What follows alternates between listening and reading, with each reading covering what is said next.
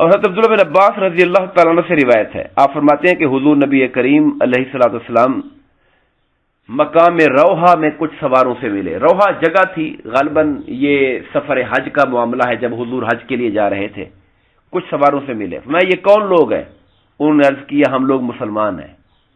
پھر وہ بولے آپ کون ہیں؟ یعنی وہ مسلمان تھے مگر دور کے لوگ تھے، سرکار کو دیکھا نہیں تھا، پہچانتے نہیں تھے۔ تو انہوں نے حضور سے پوچھا آپ کون ہیں؟ فرمایا اللہ کا رسول ہوں۔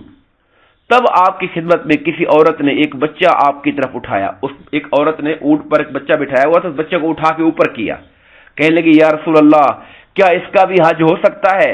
فرمایا ہاں ہو سکتا ہے، مگر ثواب تجھے ملے گا جو ماں کروا رہی ہے اس کو، چونکہ بچہ تو نابالغ ہے، چھوٹا سا ہے، وہ بچہ جو حج کر رہا ہے اس کی وجہ سے ثواب اس کی ماں، اس کے والدین کو جو اس کو کروا رہے ہیں ان کو ملے گا۔